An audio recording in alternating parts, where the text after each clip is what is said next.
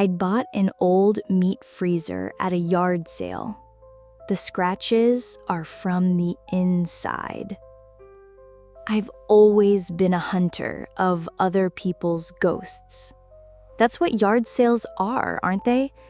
They're the graveyards of forgotten hobbies, failed marriages, and lives packed into cardboard boxes. You wander through them, picking over the bones of someone else's past, looking for a bargain, for treasure. I loved the hunt, the feeling of finding a dusty, overlooked gem for a handful of dollars. It was a small, harmless thrill. Or so I thought. My new life required a new freezer. I'd just moved into a small rental house on the frayed edge of town, the kind of place with a leaky faucet and a landlord who communicated exclusively through passive-aggressive notes. The move had bled my bank account dry, and my freelance graphic design work was in a slump. I was living on bulk-bought chicken and frozen vegetables. A chest freezer wasn't a luxury, it was a tool for survival. I found the listing on a local community forum, buried between ads for lost cats and used baby clothes. Yard sale. Everything must go. The address was a 30-minute drive away, in a part of the county where the suburban sprawl gives way to tired farmland and lonely, weathered houses. Perfect.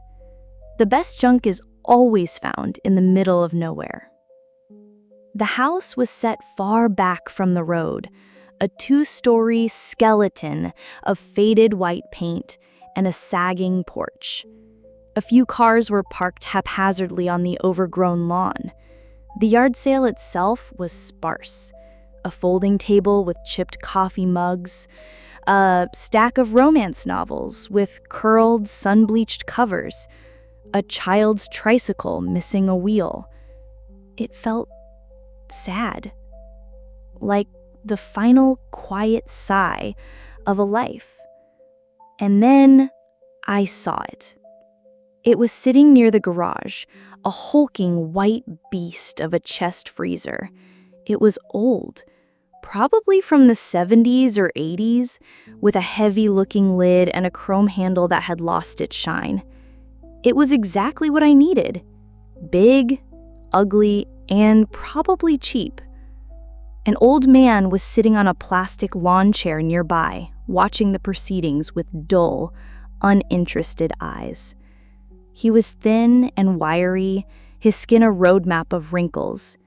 He wore a faded flannel shirt despite the humid summer air. "Excuse me," I said, approaching him. "The freezer, is it for sale?" He blinked slowly, as if waking from a long dream. His gaze drifted to the freezer, then back to me. There was no warmth in his eyes, just a flat, tired emptiness. "Yeah," he grunted. His voice was gravelly, like stones grinding together. "It works. Gets real cold." "How much are you asking for it?" I asked, trying to sound casual, already preparing to haggle. He stared at me for a long moment. It was an unnerving, penetrating stare that made me feel like he was looking right through my skin. $20, he said finally. I was stunned. A freezer this size, even an old one, should have been $100, maybe $150. $20 was a steal. It was the kind of bargain you'd tell your friends about for weeks. 20? I repeated, making sure I'd heard him right. Are you sure? Take it or leave it, he rasped, waving a dismissive hand. Just want it gone. Today. Something about his urgency felt strange. It wasn't the eagerness of a salesman, it was the desperation of someone trying to get rid of a cursed object. I should have listened to that feeling. I should have walked away. But the thought of my budget, of all the food I could store, of the sheer value of the deal, was too loud. "I'll take it," I said, pulling a crumpled 20 from my wallet. "I'll need a hand getting it into my truck if you don't mind." He took the money without a word, his bony fingers closing around the bill. He didn't stand up. He just nodded towards a younger man who was packing up some tools by the garage. "He'll help you." The younger man, who I assumed was his son or a relative, had the same cold, distant look in his eyes. He didn't speak a word as we maneuvered the heavy freezer onto the bed of my pickup. It was heavier than it looked, a dead, dense weight. As we lifted, I heard a faint rattling sound from inside, like a loose screw. "Thanks," I said to him once it was secured. He just grunted in response, wiped his hands on his jeans, and walked away, never making eye contact. The drive home was filled with a sense of triumph. I'd done it. I'd scored the ultimate bargain. I was already planning my trip to the wholesale club. But as I drove, a smell began to creep into the cab of the truck. It was faint at first, easily dismissed as the scent of the countryside, but it grew stronger, a strange, cloying odor. It was sweet, but with an undercurrent of something wrong. Something like spoiled meat, but not quite. It was a smell of decay, but a sweet, sickly version of it. By the time I got home, the smell was thick in the air. I backed the truck up to my garage and, with a grunt and a lot of awkward shuffling, managed to slide the freezer onto a dolly and wheel it inside. The garage was my workspace, a cluttered mess of paint cans, old canvases, and my design computer. The freezer would live in the corner, a silent, cold sentinel. The first thing I had to do was clean it. God only knew what had been stored in it over the years. I propped open the heavy lid. The smell that wafted out was overwhelming. It was the same sweet, rotten odor, now 10 times stronger. It hit the back of my throat and made my eyes water. The inside was empty, a cavernous white space stained with rust spots and a yellowish film. I held my breath, grabbed a bucket of hot, soapy water and a sponge, and got to work. I scrubbed at the grime, the foul smell clinging to my clothes and hair. I told myself it was just the smell of old refrigerant, of decades of forgotten food. An industrial-strength cleaner would take care of it. I was on my hands and knees, reaching deep into the corner of the freezer, when my fingers brushed against something rough. I stopped, pulling my hand back. I thought it was just a patch of rust, but it felt different, sharper.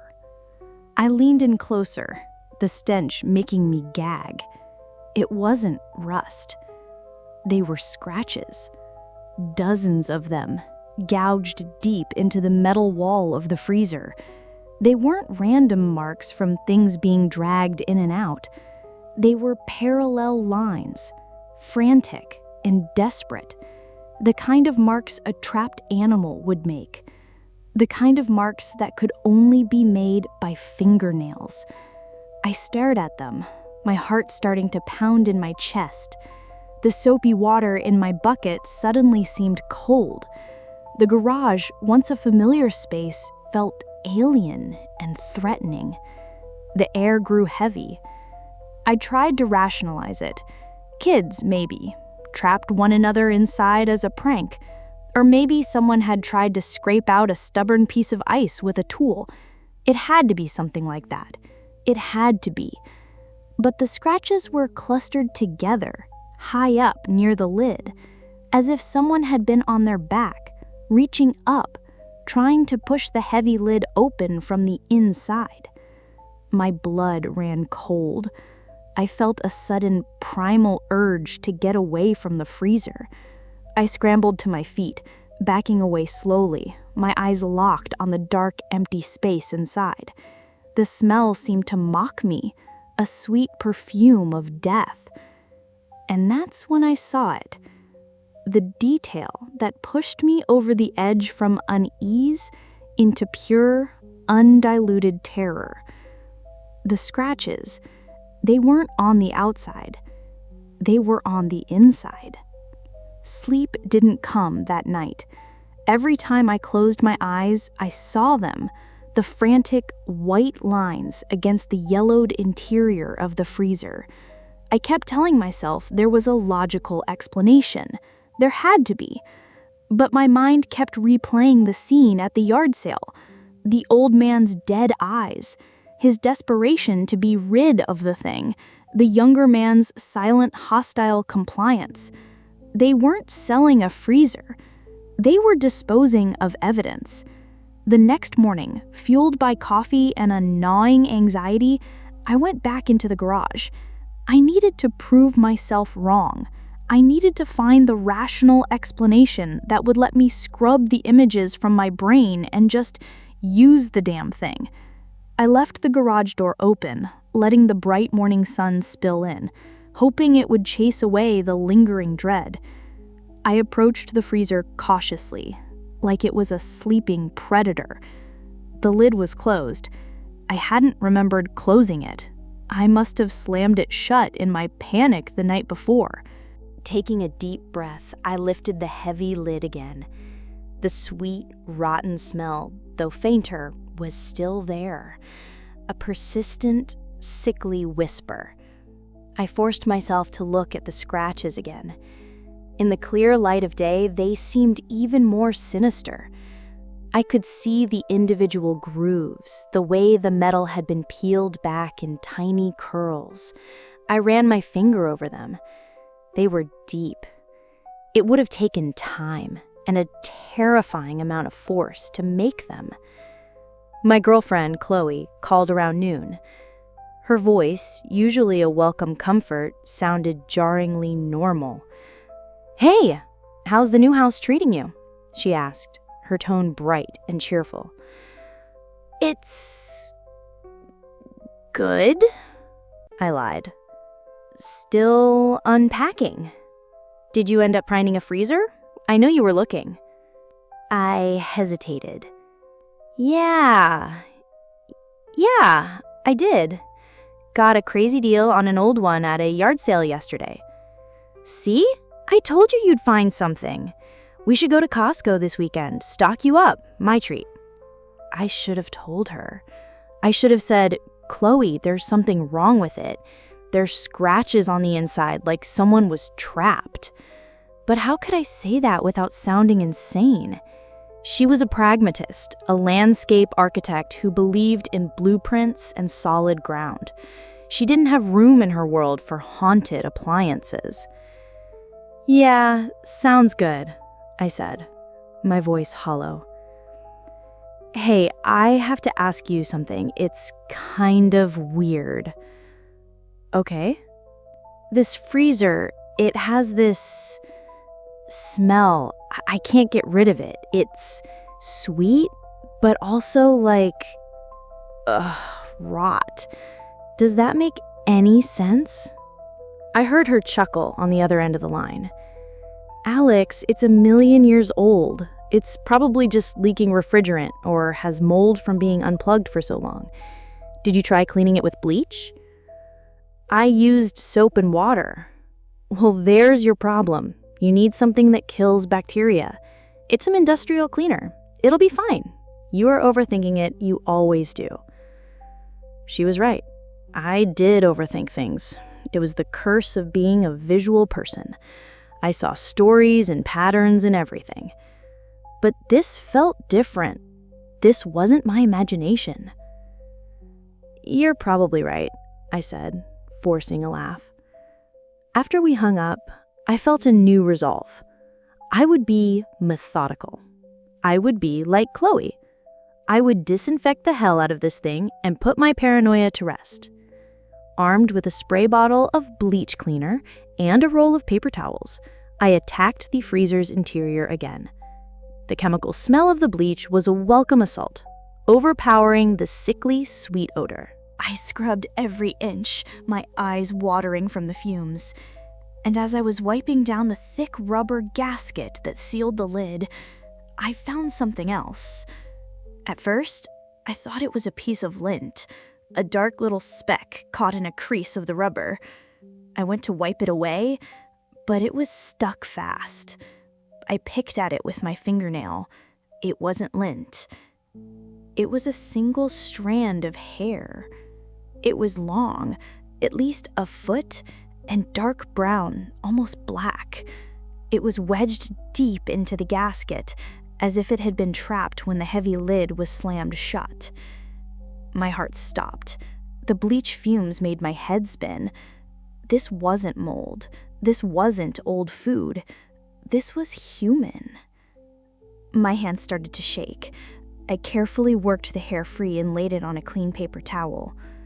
It lay there, a dark, accusing line. I looked from the hair to the scratches on the wall. A story was beginning to form.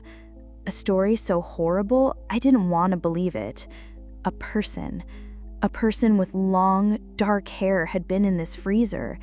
They had scratched at the walls, desperate to get out, and the lid had been slammed shut on them. I stumbled back, gasping for air, my mind reeling. This was real. This was happening.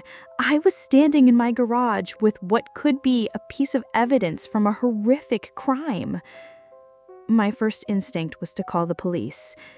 But what would I tell them? I bought a used freezer and it smells weird and I found a hair? They would laugh at me. They would tell me the same thing Chloe did, that I was overthinking it. I needed more. I needed proof. My obsession took over. The rest of the day was a blur. I abandoned my work, ignoring the emails from clients piling up in my inbox. The freezer was the only thing that mattered. I became a detective in my own personal horror movie. I went over the interior with a magnifying glass and a flashlight. And in the corner, near the hinges, I found a third clue. It was a tiny metallic glint. Something had chipped off and fallen into the recess of the hinge mechanism. Using a pair of tweezers, I carefully extracted it. It was a small, silver-colored fragment, no bigger than a grain of rice. It looked like a piece of cheap jewelry, maybe a charm from a bracelet that had broken off under pressure. It was shaped like a tiny crescent moon. The hair, the scratches, the broken charm. These weren't just random occurrences. They were a narrative, a story of a struggle. I knew what I had to do. I needed to know where this freezer came from. I still had the address from the online forum post. My hands trembled as I typed it into a search engine. The first few results were just generic real estate listings, Zillow estimates of the property value. But then I scrolled down, and I found it. It was a link to the local newspaper's website. The article was dated 13 months ago. The headline made the blood drain from my face. Local woman missing, foul play suspected. I clicked the link. The page loaded and a picture appeared next to the text. It was a photo of a smiling young woman, maybe in her late 20s. Her hair was long and dark brown, almost black. Her name was Sarah, and around her neck, she was wearing a delicate silver necklace. Hanging from it was a small crescent moon charm. I dropped my phone. It clattered to the concrete floor of the garage. I stared at the freezer, at the hulking white tomb in the corner of my life. It wasn't just a freezer anymore. It was a coffin, and I had brought it into my home. Suddenly, I heard a noise. A soft thump. It came from inside the freezer. I froze, every muscle in my body tensing. It was probably just the house settling, the temperature changing, a rational explanation. Thump. It was louder this time, more distinct. It was the sound of something shifting inside the closed, empty freezer. I backed away, my eyes wide with terror, my heart hammering against my ribs. I fumbled for the light switch, plunged the garage into darkness, and ran inside my house, slamming and locking the door behind me. I stood there in my hallway panting, listening. But the only sound I could hear was the frantic, terrified beating of my own heart. The house no longer felt like mine. It felt like an outpost, a fragile shelter bordering a territory of unimaginable horror. The garage door was a sealed border I refused to cross. I spent the next 2 days in a state of self-imposed house arrest, jumping at every creak and groan of the old rental. The freezer sat in the darkness on the other side of the wall, a silent, monstrous presence. Its silence was in some ways worse than the thumping.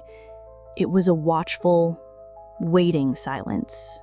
I couldn't eat. I couldn't work. I just sat on my couch, the laptop open, staring at the smiling face of Sarah, the missing woman. I read the article over and over, absorbing every detail. She was a waitress at a local diner. She had disappeared after her shift one night. Her car was found abandoned on a rural road, not far from the address where I had bought the freezer. The police had searched the area extensively. They had questioned her ex-boyfriend, her co-workers, the residents of the quiet country road. The case had gone cold. The article mentioned her family's plea for information. It quoted her mother, her voice thick with grief. She was a bright light. She loved animals and she loved to laugh. She wouldn't just leave. Someone knows something. I knew something. I was sitting on a crucial piece of evidence, a 2-ton metal monster that held the secret to her disappearance. But my fear was a physical thing, a cold knot in my stomach that paralyzed me. What if the old man, Arthur, knew who I was? He had my $20. He saw my truck. What if he thought I was a loose end? Chloe came over on the 3rd day. I hadn't answered her calls, and she was worried. The moment I opened the door, she saw the state I was in. My eyes were bloodshot, my clothes were rumpled, and I hadn't shaved. "Alex, what's wrong? You look terrible," she said, her brow furrowed with concern as she stepped inside. I haven't been sleeping well," I mumbled. She put her hand on my forehead. "You don't feel sick. Is it a project? Are you stressed about money again?" "It's the freezer," I said, the words tumbling out before I could stop them. Her face softened with a kind of weary patience. "Oh, Alex, the smell again? Did you try the bleach?" "It's not the smell, Chloe. It's more than that." I led her to my laptop and showed her the news article. I showed her the picture of Sarah. Then I took a deep breath and told her everything. I told her about the scratches, the long dark hair, and the broken moon charm I had found. I watched her face as I spoke, hoping to see a flicker of belief, of shared horror. Instead, I saw her expression shift from concern to disbelief, and then to a quiet, sad pity. "A hair?" she said softly when I was finished. "Alex, it could be anyone's hair. The charm could be a coincidence. In the scratches. Kids play. You know that. And the thumping. What about the thumping I heard?" My voice was rising, cracking with desperation. "The house is old. It was probably a raccoon on the roof or the water heater kicking on. You're sleep deprived and you're letting your imagination run away with you." She reached out and put her hands on my shoulders. "Listen to me. This is not healthy. You're obsessing. You've built this entire terrifying story based on a few random, unrelated things." "It's not random," I insisted, pulling away from her. "It all fits. The old man, his house, the missing woman. Chloe, you have to believe me.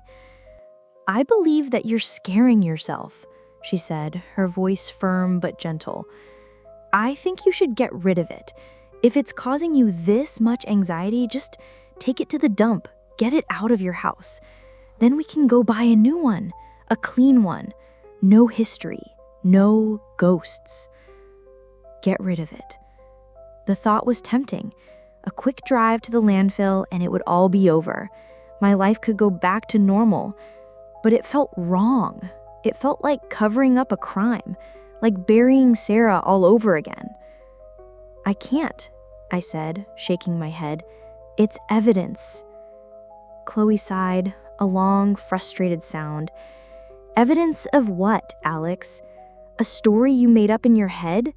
The police would laugh you out of the station. Please, for me, let this go. We argued. It was the worst fight we'd ever had. I accused her of not trusting me, of thinking I was crazy. She accused me of being paranoid and self-destructive, of choosing a rusty piece of junk over my own sanity and over her. In the end, she left. She stood at the door, her car keys in her hand, her face a mask of disappointment. She said, I can't watch you do this to yourself. Call me when you've gotten rid of it. Call me when you're ready to come back to reality. And then she was gone. The sound of her car pulling away was the sound of my last link to the normal world being severed. I was alone now. Truly alone with my discovery. Her words stung, but they also ignited something in me.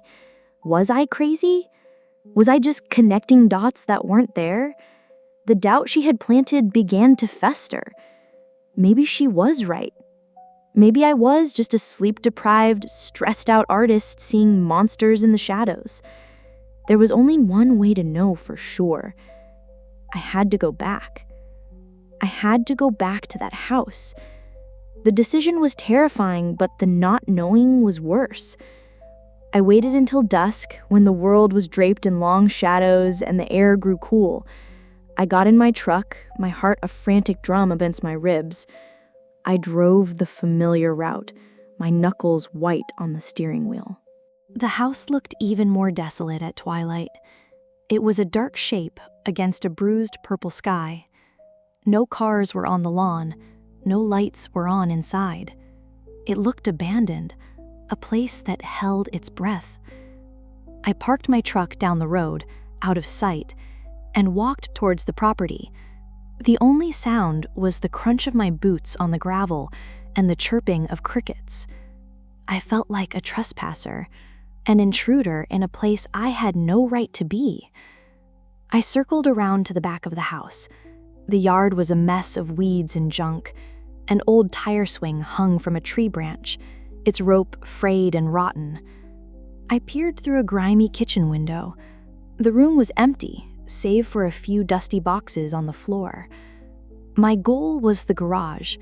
It was detached from the house, a rickety wooden structure with a padlock on the main door. But one of the side windows was broken, a jagged hole gaping in the dusty glass. It was my only way in. After checking to make sure no one was watching, I carefully reached through the broken pane and unlocked the window latch from the inside. It slid open with a groan of protest. I hoisted myself up and through, landing with a soft thud on the concrete floor. The air in the garage was stale and thick with the smell of oil and sawdust. Moonlight streamed through the dirty windows, illuminating a cluttered, chaotic space. It was filled with the detritus of a long life. Old tools, stacks of yellowed newspapers, furniture covered in white sheets like sleeping ghosts. I turned on my phone's flashlight, its beam cutting a nervous path through the darkness. I didn't know what I was looking for.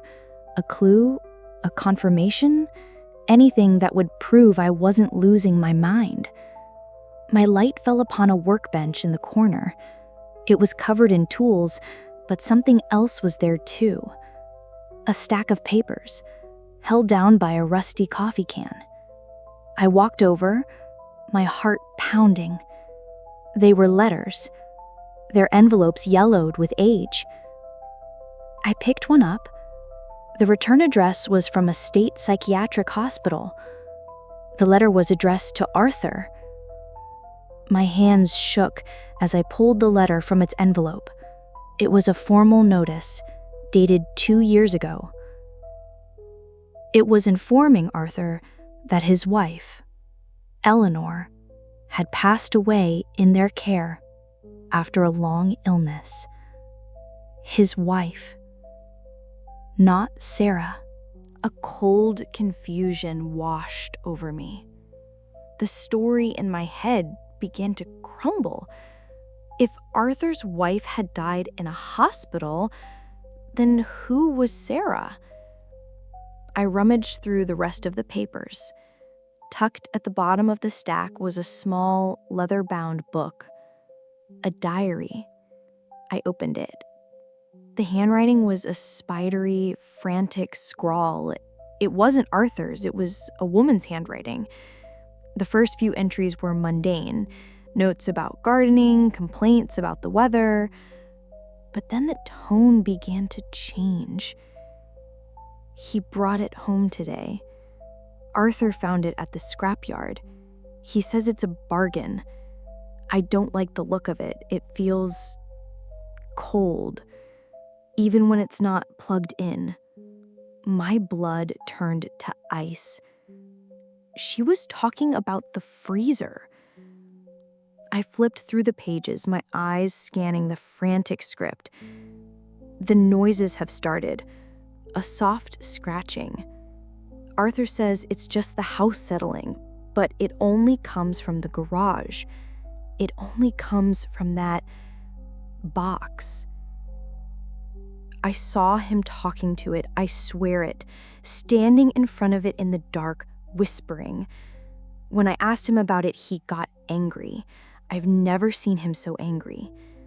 He said I was imagining things. He said I was getting sick again. The final entry was dated just a few days before Sarah's disappearance. The handwriting was barely legible, a chaotic scrawl. It covered the entire page. It's hungry, he told me. He finally told me. It's always hungry. It needs to be kept cold, but it feeds on warmth, on life. He says it's a prison, not a freezer. He says he's its keeper, but he's getting old. He's getting tired. He says it needs a new keeper. It needs someone young, someone strong. He keeps looking at me. The way he looks at me, it's not my husband anymore. I dropped the diary. My carefully constructed theory that Arthur was a simple, brutal killer was wrong. So horribly, terrifyingly wrong. This wasn't about a murder. This was about a ritual, a curse. The freezer wasn't a coffin, it was a cage. And I had just opened the door. The diary felt like a venomous snake in my hands. Every word was a drop of poison seeping into my mind, rewriting the reality I thought I understood. Arthur wasn't the monster. He was a prisoner, just like his wife, Eleanor, and just like Sarah. The freezer wasn't a tool for a crime. It was the crime itself. An ancient, hungry thing that wore the disguise of a household appliance. My mind raced, trying to connect the new, horrifying pieces. The scratches weren't from Sarah trying to get out. They were from it, the thing inside, trying to get out when the cold faded, when the power was cut. The sweet, rotten smell wasn't the smell of a body, it was the smell of its breath, its presence seeping through the seals. And Sarah? She wasn't the first. She was just the latest offering, a sacrifice to keep the thing dormant. Arthur had used her life force, her warmth, to feed the cold. And now he was old. He was tired. He needed to pass on the burden. He hadn't sold me a freezer for $20. He had sold me a curse. A wave of nausea washed over me. I stumbled back from the workbench, my flashlight beam dancing wildly across the cluttered garage. I had to get out. I had to get as far away from this place, from that freezer, as I possibly could. I turned towards the window, my only escape route. A floorboard creaked behind me. I froze, every nerve ending screaming. I was not alone. Slowly, I turned around. He was standing in the doorway that led from the garage to the house, a dark silhouette against the faint light beyond. It was Arthur, the old man. He wasn't holding a weapon. He just stood there, his thin frame looking frail and ancient. But his eyes were not empty anymore. They were filled with a profound, bottomless sorrow. "You shouldn't have come back," he rasped, his voice a dry whisper. "You should have just thrown it away." My own voice was trapped in my throat. I couldn't speak. I could only stare at him, my mind a whirlwind of fear and confusion. "She was a good keeper," Arthur continued, his gaze drifting around the garage, as if seeing ghosts in the shadows. "It was Eleanor. She understood it. She knew how to keep it quiet. But she got sick. The thing, it drains you. It feeds on your energy, your spirit. It made her weak. When she was gone, I had to take over. But I'm not strong enough. Not anymore." "Sarah?" I finally managed to choke out the name. A flicker of pain crossed his face. "That was a mistake. A desperate, ugly mistake. I thought a strong sacrifice would quiet it for years, give me some peace. But it only made it hungrier. It only reminded it of what it was missing." He took a shuffling step towards me. "It's not a creature of flesh and blood, not really. It's a principle, a hunger, an emptiness that needs to be filled. It's a cold that feeds on warmth." Everything he was saying aligned with the diary. It was insane, impossible, but in the stale, dead air of that garage, it felt like the only truth in the world. "Why me?" I asked, my voice trembling. "Why did you sell it to me?" "I saw you," he said, his eyes locking onto mine. "You were looking at the junk, at the old things. You saw the history in them. I knew you wouldn't just plug it in and forget about it. You would look. You would investigate. You would connect with it. It needs that connection.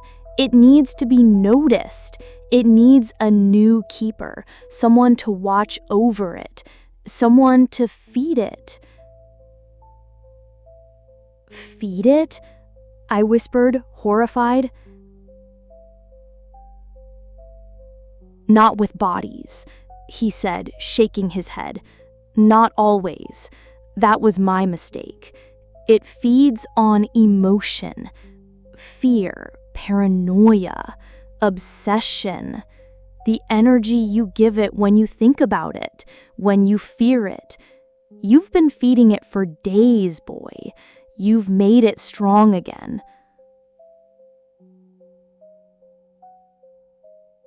The thumping, the noises I'd heard, it wasn't the house settling. It was the thing inside stirring, waking up, nourished by my terror. My investigation, my descent into madness, hadn't been me discovering the monster. It had been me waking the monster. The scratches are deeper now, aren't they? Arthur asked, a knowing, sad look on his face. The smell is stronger.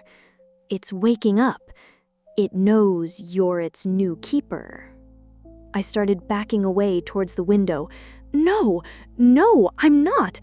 I'm getting rid of it. I'm taking it to the dump. I'm smashing it to pieces. Arthur let out a dry, rattling laugh that turned into a hacking cough. You can't.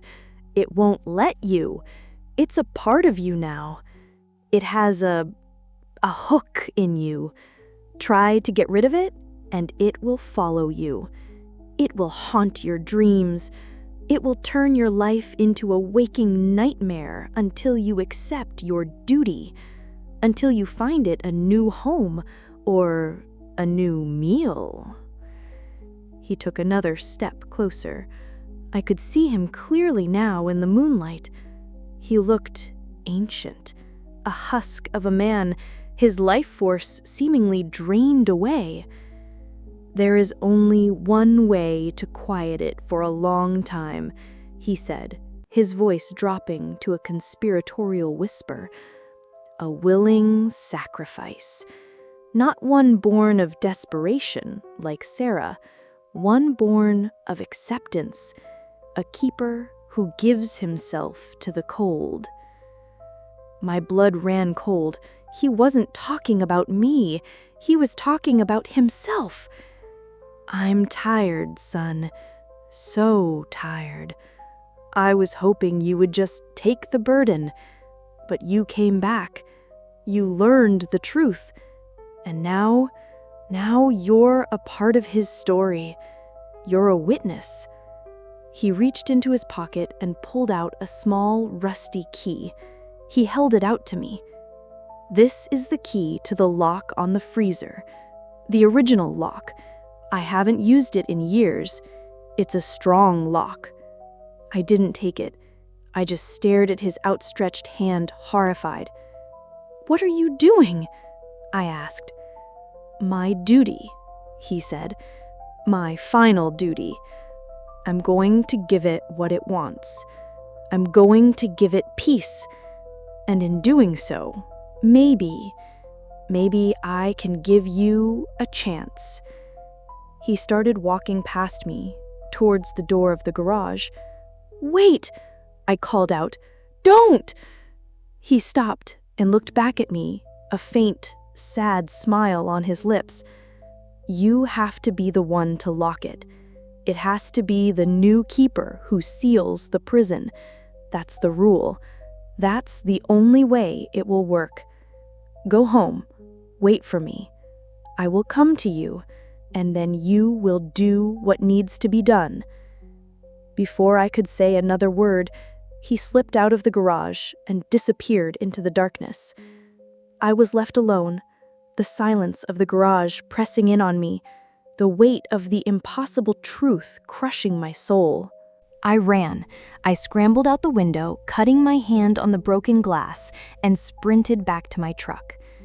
I drove home in a blind panic, my mind screaming. This couldn't be real. It was a nightmare, a shared delusion between me and a crazy old man. I burst into my house, my heart pounding, and went straight to the garage door. My hand trembled as I turned the knob. I had to see. I had to know if he was telling the truth. I flipped on the light. The freezer sat in the corner, just as I had left it, but something was different. A dark, viscous liquid was seeping from under the lid, pooling on the concrete floor.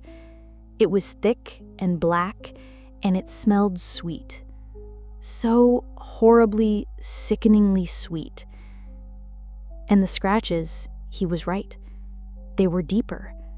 The metal around them was warped and buckled as if from an immense, constant pressure from within.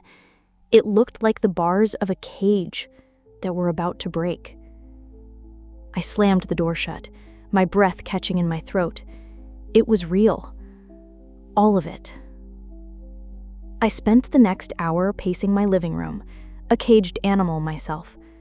What was I supposed to do? Call the police? They'd lock me in a padded room. Call Chloe? She'd do the same. Then I heard a knock at my front door. A soft, hesitant knock. I froze. I knew who it was. He had come. My body moved on its own, a puppet pulled by strings of dread. I walked to the door and looked through the peephole. It was Arthur. He stood on my porch, looking even smaller and more frail under the yellow light. His face was pale, and his hands were trembling. I opened the door. "It's time," he whispered. He stepped inside, and it felt like all the warmth in the room was sucked out through the open door. He looked at me, his eyes pleading. "The key. Do you have it?" I had shoved it in my pocket back at his garage. My fingers closed around the cold, rusty metal. I didn't want this. I didn't want any part of this. But looking at the old man's face, at the sheer exhaustion etched into every line, I felt a strange, terrible sense of obligation. I was the witness. I was the one who knew. I nodded numbly and led him to the garage. The sweet smell was stronger now, a thick, cloying fog that hung in the air. The dark pool on the floor had spread. When I turned on the light, I saw a new horror. The lid of the freezer was bulging upwards, just slightly in the center. It was being pushed from within. A low, vibrating hum seemed to emanate from the white metal box, a sound that I felt in my teeth, in my bones. Arthur didn't seem surprised. He looked at it with a kind of grim resignation. "It's ready," he said softly. He turned to me. "You have to promise me. After it's done, you take it somewhere far away. You sink it in a lake, you bury it. Don't ever open it again. Let the cold fade. Let it sleep.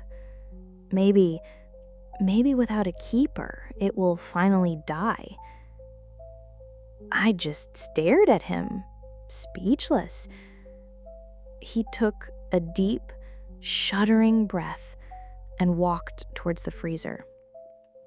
He placed his trembling hand on the bulging lid. "I'm here," he whispered to the box, his voice tender, like one speaking to a dying relative. "I'm home." He looked back at me one last time. "Be ready with the key, son. You have to be quick." And then he lifted the lid. I can't properly describe what I saw. It wasn't a monster of teeth and claws. It was an absence, a void.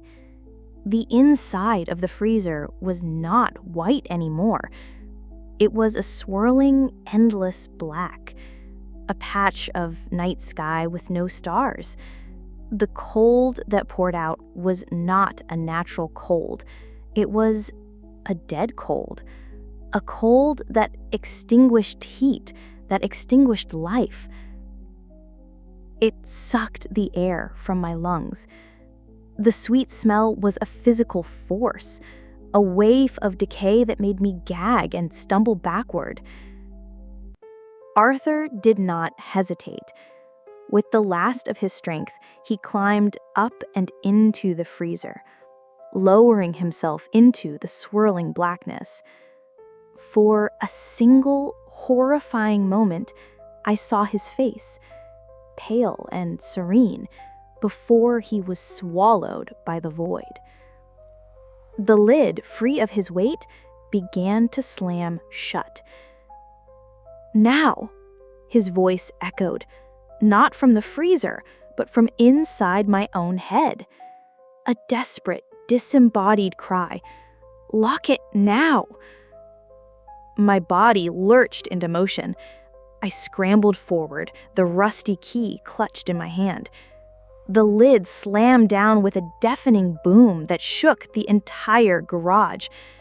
I fumbled with the key, my hands shaking so violently I could barely find the keyhole on the old industrial lock that was built into the freezer's front. I jammed the key in. It grated, resisting. The freezer was vibrating violently now, the humming rising to a high-pitched shriek. The whole box was shaking on the concrete floor.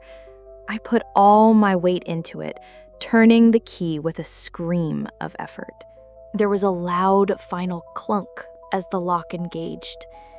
And then, silence. The humming stopped, the vibrations ceased. The sweet smell began to recede, slowly, like a tide going out. The air in the garage grew warmer. I was left on my knees, panting, my body drenched in a cold sweat. I stared at the freezer. It was just a box again, a silent white metal box. The bulge in the lid was gone. The dark liquid on the floor seemed to be evaporating, fading into a faint stain. It was over. Arthur had done it. He had sacrificed himself to quiet the thing. He had given me a chance. For a week, I lived in a daze. I did what he said. I rented a heavy-duty truck and a winch. In the dead of night, I hauled the freezer out of my garage. It felt inert, just a heavy, dead weight. I drove for hours, up into the mountains, to a deep, remote lake I knew from camping trips. With trembling hands, I wrapped the freezer in heavy chains, padlocking them tight. I backed the truck up to the edge of the water, and I let it go. It hit the water with a surprisingly small splash and sank instantly, disappearing into the black, silent depths. As I watched the ripples fade, I felt a weight lift from my shoulders. The curse was broken. The keeper was dead. The prison was at the bottom of a lake. I was free. I went home. I called Chloe. I apologized, crying with relief and exhaustion. I told her she was right, that I had been paranoid and obsessed, that I had taken the freezer to the dump and it was all over. She forgave me. She came over. For the first time in weeks, my life felt normal. The world was solid again. We decided I should move out of the rental. The memories were too toxic. We found a small apartment in a clean, new building in the city. No garage. No creepy old things. Just clean lines and fresh paint. A new start. The first few months were good. The nightmares faded. I found new clients. Chloe and I were happy. I almost managed to convince myself that the whole thing had been a hallucination, a psychotic break brought on by stress. But sometimes I would feel it, a phantom chill in the room, even on a warm day. Or I'd catch a faint, sweet smell on the breeze through an open window, a scent that made the hairs on my arms stand up. I started having trouble with our new, modern refrigerator. The food in the freezer compartment would sometimes spoil, even though the temperature gauge said it was fine. It was like the cold wasn't working properly. One night, I woke up from a deep sleep, my heart pounding. Chloe was asleep beside me.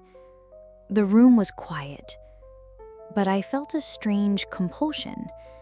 I got out of bed and walked into the kitchen. I stood in front of our stainless steel refrigerator, and I listened. And I heard it. It was so faint, I could barely be sure it was real. a soft, rhythmic sound, a scratching coming from inside. My blood turned to ice. It wasn't the box. It was never the box. The box was just a vessel, a focal point. Arthur had been wrong. Sinking the freezer hadn't ended the curse. It had only released it. It hadn't needed a keeper to watch over the box. It had needed a keeper to be the box. A new prison, a new vessel, to contain the cold. Arthur hadn't given me a chance. He had given me his title. He hadn't passed on the burden. He had passed on the curse. I slowly reached out and placed my hand on the door of our refrigerator. It was cold. So cold. But underneath the normal chill of the appliance, I could feel another cold. A deep, dead, hungry cold. A cold that was coming from me. I understood now. The thing wasn't in the freezer at the bottom of the lake. It was inside me. I am the new keeper. I am the prison. And the hunger. The hunger is growing. The need for warmth, for life, for fear is a constant gnawing ache inside me. I'm writing this all down, a confession and a warning. Chloe doesn't know. She just thinks I'm quiet sometimes, that I have a distant, cold look in my eyes. She doesn't know that I have to fight every day not to look at her, not to see the warmth radiating from her skin and feel the terrible, ancient hunger stir within me. I don't know how long I can fight it. Yesterday, I was on a community forum. I saw a listing. A young couple just moved into a new house, looking for cheap furniture. They needed everything. I sent them a message. I told them I had an old couch I could give them, a real bargain. They're coming to pick it up tomorrow. I have to do this. I have to find a way to pass it on, to give it a new home. Because I can feel the scratches now. Not on metal, not on wood. I can feel them on the inside of my own ribs. And they're trying to get out. This story really makes you think. If you were Alex at the end, having become the new keeper, would you choose to resist and endure that torment alone? Or would you find someone else to pass the curse to, just to save yourself? I'd genuinely love to read your choices and your thoughts on that impossible question in the comments below. And if today's nightmare about the freezer struck a chord or a nerve deep inside you, don't forget to leave a like. Your support through a subscription to the channel is the single biggest motivation for me to continue digging into the darkest corners of the human psyche and bring you more stories just like this.